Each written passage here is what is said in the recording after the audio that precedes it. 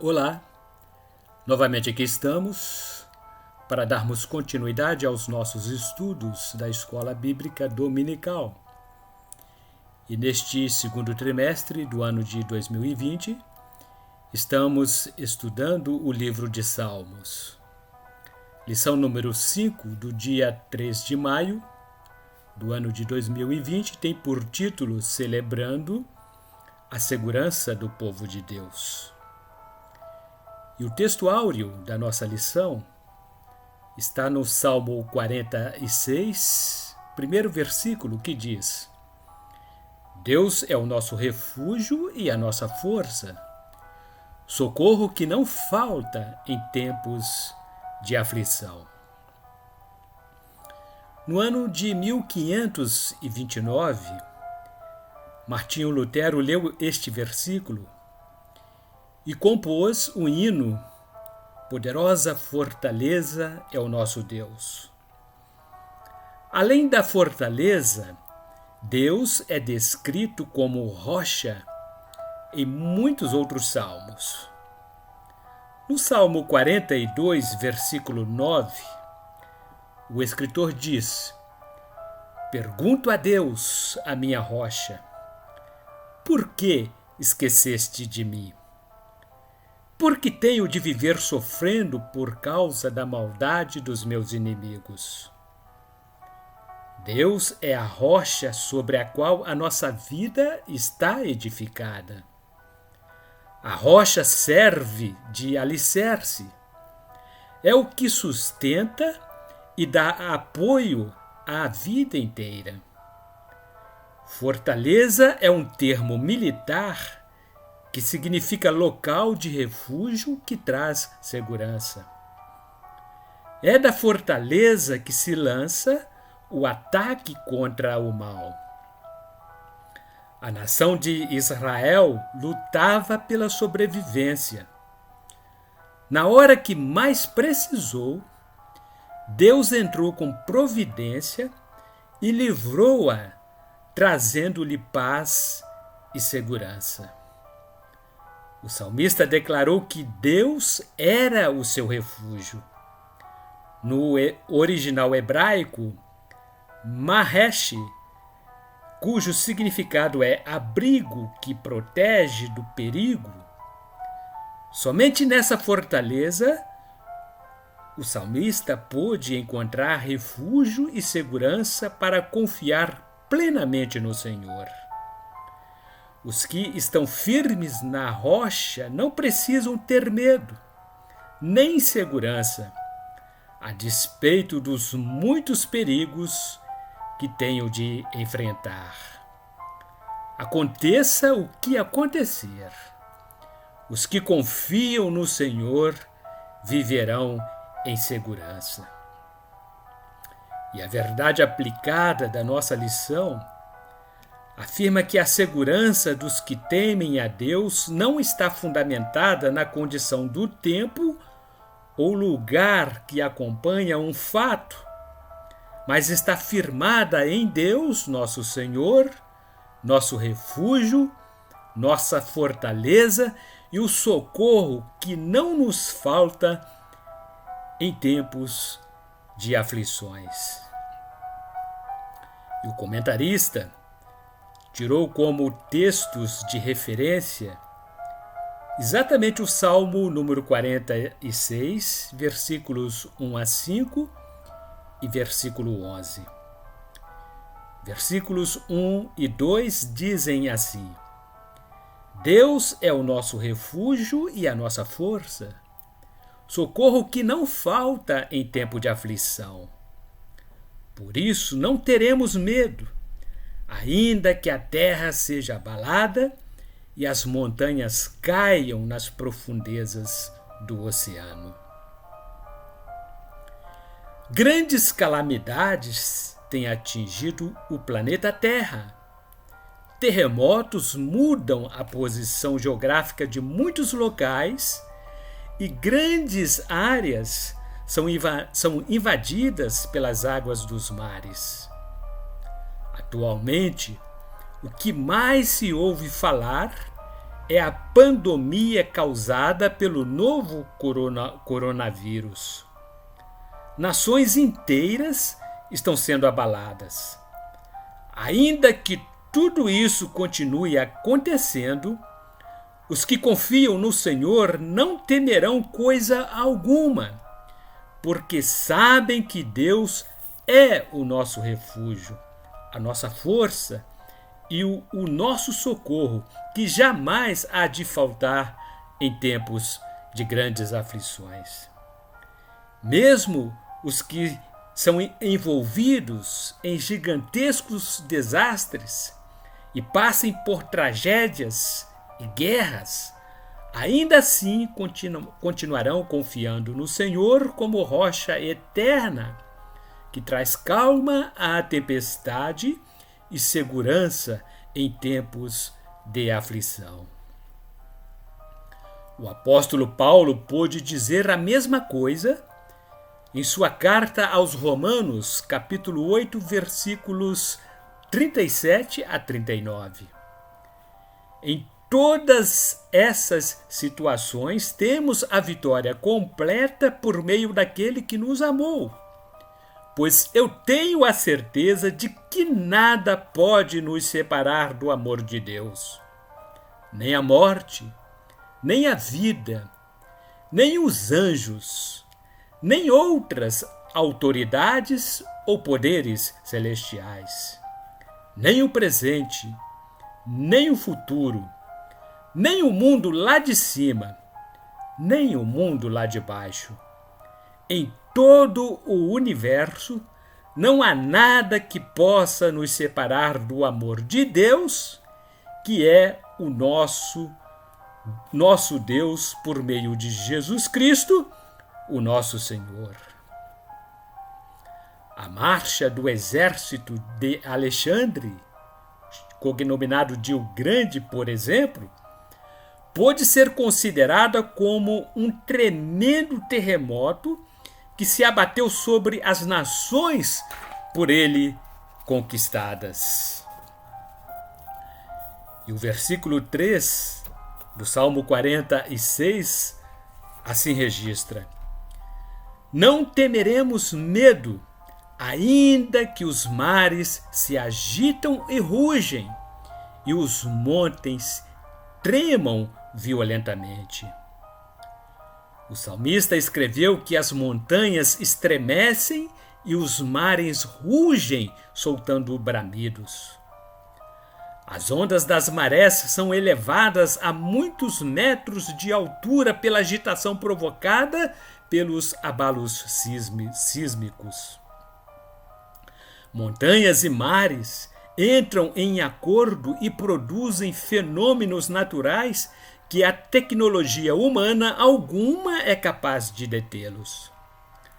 As nações estão de joelhos e os governos se dizem impotentes diante do avanço do novo coronavírus, que vai dizimando vidas, sem se importar com o status socioeconômico das pessoas.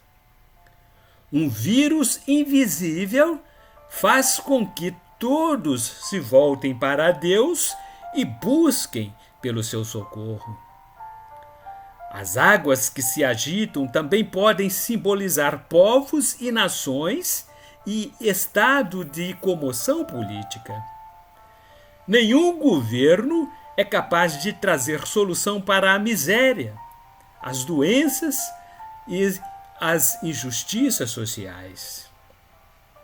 Israel foi disperso pelo cativeiro babilônico. Depois vieram os persas e viraram a Ásia Menor de cabeça para baixo e destruíram o forte império de Babilônia. Depois surgiram Ciro, os gregos e os romanos. Os montes tremiam violentamente e os mares agitados rugiam.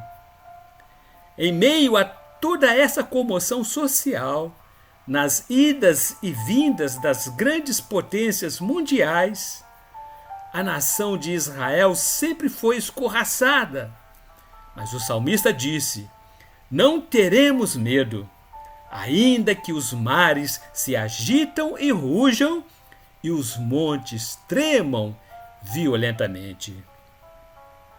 O mar representa a humanidade, sem nenhum momento de descanso, sempre agitada.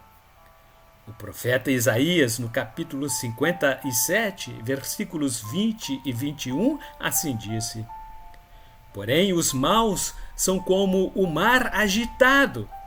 As suas ondas não se acalmam e trazem lama e sujeira para a terra. Não há segurança para esses pecadores. O meu Deus falou.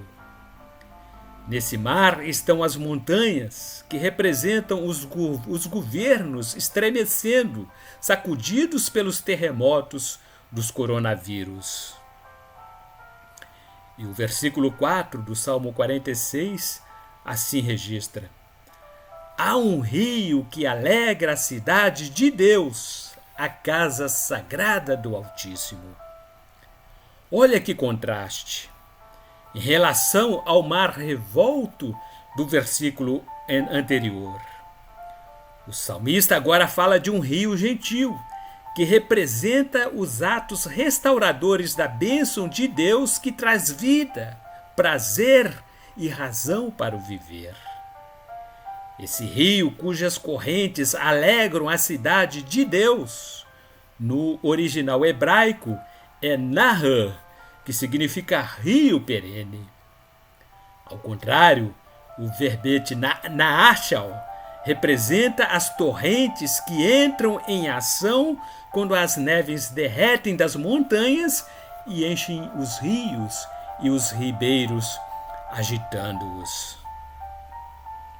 O Salmo 1, versículo 3, fala de pessoas que são como árvores que crescem na beira de um riacho.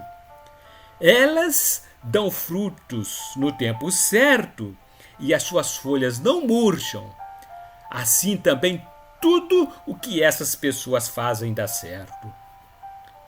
O rio descrito pelo salmista transformava o local em verdadeiro paraíso, tal qual o paraíso descrito por Moisés, que era banhado por rios que supriam suas necessidades.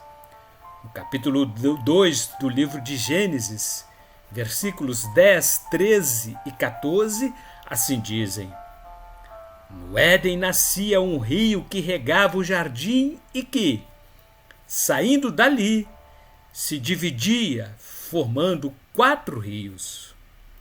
O segundo rio se chama Gion. Ele dá volta por toda a região de Cuxi. O terceiro rio é o Tigre, que passa a leste da Assíria. E o quarto rio é o Eufrates. A presença do Senhor é como um rio fluente e pacífico, em contraste com as torrentes agitadas. E o versículo 5 do Salmo 46. Deus vive nessa cidade, e ela nunca será destruída. De manhã bem cedo, Deus a ajudará. Deus é o rio que atravessa pela cidade, conferindo-lhe bênção e vida, trazendo-lhe paz e segurança, em contraste com os terremotos e os mares revoltos em convulsão social. O nome dessa cidade será o nome da cidade daqui em diante. O Senhor está aqui. Livro de Ezequiel, profeta Ezequiel, capítulo 48, versículo B. Deus está no controle do universo e a sua presença, embora não seja percebida por todos, é o antídoto suficiente para aniquilar todos os temores humanos. O Senhor está aqui. E isto é a garantia de que a cidade nunca, jamais será abalada. De manhã bem cedo, isto é, no alvorecer da manhã, O texto fala da madrugada de um dia mais brilhante. Assim como o novo amanhecer dissipa as sombras da noite, as sombras das adversidades são dissipadas quando o Senhor ressurge como o sol da justiça. E o versículo 11 do texto da nossa lição, Salmo 46, diz assim: O Senhor Todo-Poderoso está do nosso lado, o Deus de Jacó é o nosso refúgio. O termo militar retorna neste texto. Em outra versão diz: o Senhor dos Exércitos. O Deus Todo-Poderoso é o general desse exército. O versículo 7 do Salmo 46 diz que o Senhor Todo-Poderoso está do nosso lado, o Deus de Jacó é o nosso refúgio. O grande general está do lado do povo de Israel, garantindo que a vitória estará sempre com eles. Segundo Adam Clarke, há implícito aqui neste texto uma verdade firme, duradoura, inabalável e provada.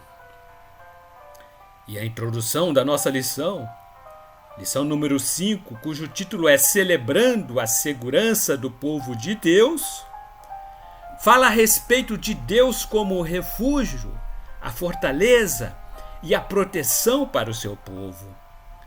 O comentarista enfatiza a grandeza e a soberania do Senhor e, por fim, destaca a inspiração de Lutero ao compor o hino Castelo Forte é o Senhor. E no item número 1, o título é Deus é o nosso refúgio e a fragilidade humana. O Salmo 46, como texto de referência da nossa lição de hoje, traz profundas lições aos servos de Deus, no que diz respeito à proteção e às ameaças que ocorrem no transcurso da vida humana. Ele ainda nos mostra a ação do Senhor e a fragilidade do ser humano diante das circunstâncias aflitivas desta vida. E o subitem 1.1, o título é Deus é o nosso refúgio. A primeira estratégia militar para que os soldados se protejam dos perigos de risco de morte é procurar uma fortaleza que sirva de lugar de escape, de amparo e de proteção. Vamos encontrar diversos exemplos bíblicos, entre os quais as cidades que serviam de refúgio. Eram lugares seguros para onde pessoas iam se abrigar, correndo do risco de morte. No livro de Números, capítulo 35, versículos 6 e 7, está assim registrado: Deem aos levitas 6 cidades para fugitivos. Se um homem, sem querer ou por engano, matar alguém, poderá fugir para uma dessas cidades. Além dessas, vocês darão aos levitas 42 cidades. Portanto, o total será de 48 cidades, todas elas com pastos ao seu redor. O Salmo 46 inicia o texto declarando que Deus é o nosso refúgio. Em seguida, o salmista fala das calamidades que se abatem sobre as nações, para em seguida, após esses relatos, iniciar o versículo 7 afirmando que o Senhor Todo-Poderoso está do nosso lado. O poeta encerra o salmo afirmando que o Senhor Todo-Poderoso está do nosso lado. E o subitem 1.2, o título é Deus é a nossa fortaleza. De que serve abrigar-se em um esconderijo, se ele não oferecer facilidade de invasão? Ou melhor, se ele oferecer facilidade de invasão, e se os soldados inimigos puderem destruí-lo, para que serve? Para que adianta? Abrigo seguro é aquele que oferece proteção das interferências externas. No tempo dos salmistas, as cidades eram guarnecidas com altos e largos muros, com suas torres de vigia e portões. O livro de 2 Samuel, capítulo 5, versículo 9, registra que Davi ficou morando na fortaleza e a chamou de Cidade de Davi. Em volta, ele construiu defesas que iam desde o aterro, que ficava no lado leste da cidade, até o palácio, fortificando então a cidade capital, Jerusalém. O rei Salomão tratou de fortificar várias cidades, conforme diz também o livro de 2 Crônicas, capítulo 8, versículo 5. Reconstruiu também a Bet-Horon de cima e Bet-Horon de baixo, que eram cidades protegidas por muralhas e por portões com trancas. Asaf escreveu que o Senhor é a fortaleza do nosso interior. No Salmo 73, versículo 26, ele disse: ainda que a minha mente e o meu corpo enfraqueçam, Deus é a minha força. Ele é tudo o que sempre preciso. Neste século 21, somos ameaçados não somente pelo novo coronavírus, mas também pelas enfermidades emocionais que atingem a alma humana, tais como angústia, complexos, traumas, esgotamentos mentais. A bem-aventurança fala daqueles que enfrentam tais desafios com a mesma confiança que os salmistas depositavam em Deus. Salmo 91, versículo 2. Ó Senhor Deus, Tu és o meu defensor e o meu protetor. Tu és o meu Deus, eu confio em Ti. E o profeta Isaías afirmou que Deus é a fortaleza do necessitado na sua angústia. Isaías capítulo 25, versículo 4. Pois tem sido o protetor dos pobres, o defensor dos necessitados, um abrigo na tempestade e uma sombra no calor. A fúria de homens violentos é como uma tempestade de inverno. E subitem 1.3. O comentarista traz como título Socorro bem presente na angústia. O termo angústia, no hebraico, tem o sentido de dificuldade, aflição. E, de acordo com o dicionário Vine, pode representar um estado psicológico ou espiritual. Paulo diz em sua carta 2 a Coríntios, capítulo 6, versículo 4. Pelo contrário, em tudo mostramos que somos servos de Deus, suportando com muita paciência as aflições, os sofrimentos e as dificuldades. Ainda no capítulo 12, versículo 10, o mesmo apóstolo afirma: eu me alegro também com as fraquezas, os insultos, os sofrimentos, as perseguições e as dificuldades pelas quais passo por causa de Cristo.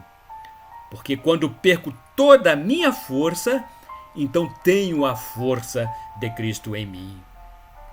Todavia, aquele que está firme na rocha que é Cristo, pode afirmar e experimentar da parte de Deus socorro bem presente na angústia, conforme já comentamos no Salmo 46, versículo 1. E o item número 2, o título é Completa Confiança no Agir de Deus. O salmista descreve Deus como o seu único refúgio e fortaleza, e nele demonstra plena confiança, de acordo com o Salmo 46, versículos 2 a 11. Subitem 2.1. O título é A Confiança Prevalece em Meio ao Caos. Ainda que a terra se mude e os montes se transportem para o meio dos mares, o salmista declara que Deus continuará sendo seu refúgio e fortaleza e por isso não temeria mal algum, conforme escreveu no Salmo 46, versículo 2. Terra e monte simbolizam firmeza. Todavia, o mar agitado pode rompê-los. Há perigos que oferecem estremecimento às bases sólidas. O salmista expressa plena confiança no Senhor, a rocha eterna, ainda que as bases sólidas dos montes estejam abaladas. Mesmo que os perigos sejam avassaladores, a ponto de não deixar nada nos seus devidos lugares. De alguma forma, Deus trará o livramento e o escape. Salmo 89, versículo 8. Ó Senhor Deus Todo-Poderoso, não há ninguém que tenha tanto poder como tu. Em todas as coisas tu és fiel, ó Senhor. E no subitem 2.2, o título é A Cidade de Deus. O salmista identifica a capital Jerusalém como a cidade de Deus, conforme descrito no Salmo 46, versículo 4. Neemias identificou Jerusalém como santa cidade. Neemias capítulo 11, versículo 1. As autoridades de Israel ficaram morando em Jerusalém e o resto do povo tirou a sorte para escolher uma família de cada 10 para morar na santa cidade de Jerusalém. O resto do povo ficou morando nas outras cidades e povoados. Em Jerusalém se encontrava o templo e também a Arca da Aliança. Outro salmista também disse que o Senhor habitava em Jerusalém. Salmo 135, versículo 21. Louvem o Senhor em Sião, em Jerusalém, onde ele mora. Aleluia. O apóstolo Paulo fala da nova aliança estabelecida por Cristo ao enfatizar sobre a Jerusalém que é de cima. Ele escreveu aos Gálatas, capítulo 4, versículo 26, o seguinte: Mas a Jerusalém celestial é livre e ela é a nossa mãe. O mesmo apóstolo descreve sobre a esperança de que nossa cidade está nos céus. Sua epístola aos Filipenses, capítulo 3, versículo 20, diz assim: Mas nós somos cidadãos do céu e estamos esperando ansiosamente o nosso Salvador, o Senhor Jesus Cristo, que virá de lá. São muitas as lições e os detalhes encontrados na Bíblia Sagrada. Contudo, é relevante que o discípulo de Cristo tenha em mente o seguinte: o rio que alegra, a habitação de Deus, Deus no meio da cidade e Deus ajudando. São expressões que lembram preciosas verdades acerca da relação de Deus com o seu povo. Presença, provisão, auxílio e senhorio. E no subitem 2.3, o comentarista deu por título A Agitação das Nações e o Cessar das Guerras. O salmista fala sobre a segurança e o agir de Deus para com o seu povo, em meio às agitações das nações e dos respectivos governos com suas guerras. As nações ficam apavoradas e os reinos são abalados. Deus troveja e a terra se desfaz. O Senhor Todo-Poderoso está do nosso lado. O Deus de Jacó é o nosso refúgio. Venham, vejam o que o Senhor tem feito. Vejam que coisas espantosas Ele tem feito na terra. Ele acaba com as guerras no mundo inteiro, quebra os arcos, despedaça as lanças e destrói os escudos no fogo. Salmo número 46, versículos 6 a 9.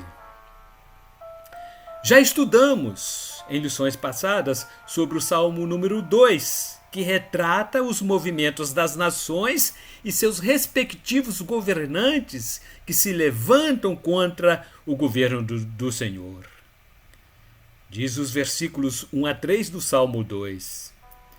Por que as nações pagãs planejam revoltas? Por que os povos fazem planos tão tolos? Os seus reis se preparam e os seus governantes fazem planos contra Deus, o Senhor, e o rei que ele escolheu. Esses rebeldes dizem: vamos nos livrar do domínio deles. Acabemos com o poder que eles têm sobre nós. O profeta Isaías menciona o bramido e o rugido das nações. Isaías capítulo 17, versículo 12. Escutem o barulho de muitas nações que se agitam e se revoltam. Parece o rugido do mar, parece o estrondo de ondas violentas. Em nossa era contemporânea, somos testemunhas das grandes agitações e revoltas que se espalham entre as nações, muitas delas oriundas de expressas leis e costumes que vão de encontro aos princípios cristãos estabelecidos por Deus. Em algumas nações, as portas se fecham para a proclamação do Evangelho. Cristãos são perseguidos porque professam a fé em Cristo. Contudo, o salmista mantém-se confiante por causa da presença de Deus, que sempre vem em seu auxílio com o seu agir. E no item 3, o título é Relações Importantes e Inspirações. Ao descrevermos sobre a celebração da segurança do povo de Deus, descrita no Salmo 46, texto de referência desta nossa lição, podemos destacar algumas relações importantes entre os Salmos 47 e 48. Subitem 3.1, o título é Relação entre os Salmos 46 e 47. Os salmos supracitados possuem ideias semelhantes. No Salmo 46 é exposta a ação de Deus ao fazer cessar as guerras, ou seja, o Senhor dos exércitos triunfa sobre as guerras. Esse mesmo pensamento é reforçado no Salmo 47. O Salmo 47 celebra o reino vitorioso de Deus sobre a terra. Nele, o salmista retrata a soberania do Senhor e as vitórias finais do nosso Deus. As nações o reconhecem como Deus de Israel, o grande rei. Salmo 47, versículo 9 diz assim: os que governam os povos se reúnem com o povo de Deus de Abraão, pois todo poder neste mundo pertence a Deus. Ele domina tudo. O salmista conclama os povos a louvarem o Rei de todas as terras, pela sua majestade e pelos seus grandes feitos. Diz ele: Deus nos fez vencer os outros povos.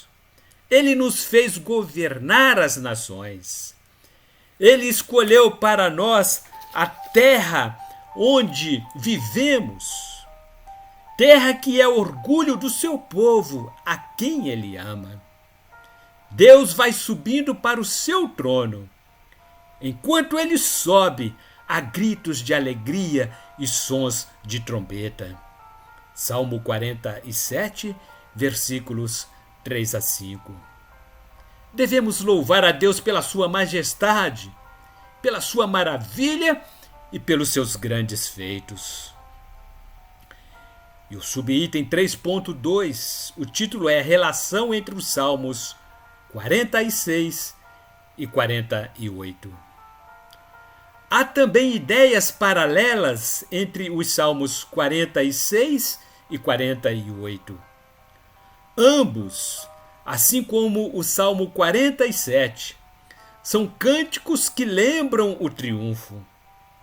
É mais um cântico de louvor que contribui para a solidificação do povo de Deus aqui na terra.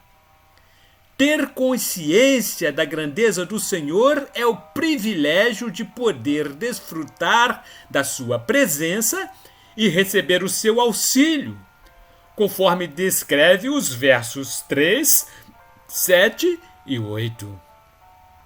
Deus tem mostrado que ele dá segurança ao povo dentro das fortalezas da cidade.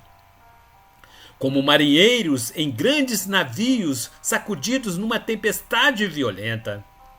Temos ouvido falar das coisas que o Senhor Deus tem feito, e agora vimos o que aconteceu na cidade do nosso Deus, o Senhor Todo-Poderoso. Ele guardará a cidade em segurança para sempre. E os versículos 9 a 11 falam da alegria de poder contemplar os feitos do Senhor, sua benignidade e sua justiça. Dizem assim: no seu templo, ó Deus, ficamos pensando no teu amor. Tu és louvado por todos os povos, e a tua fama se espalha pelo mundo inteiro, pois tu governas com justiça. Alegre-se, povo de Jerusalém. Ó Deus, os teus julgamentos são justos. Alegrem-se com isso, moradores das cidades de Judá. E os dois últimos versículos, versículos 13 e 14, representam um chamado para observar com atenção os detalhes, a fim de narrá-los às gerações seguintes, pois o nosso Deus nos guia até a morte. Dizem assim: olhem todos com atenção as suas muralhas e examinem as suas fortalezas. Assim vocês poderão dizer aos seus descendentes: este Deus é o nosso Deus para sempre. Ele nos guiará eternamente. Esta é a importante lição que deve ser aplicada aos servos de Cristo. Desfrutar das bênçãos e louvar o seu nome, como também proclamá-lo aos outros, incluindo aí os nossos familiares. E para encerrarmos, os tópicos da nossa lição de hoje, o tópico 3.3. O comentarista vai falar da inspiração de Lutero. Lutero, além de teólogo, era músico e compositor.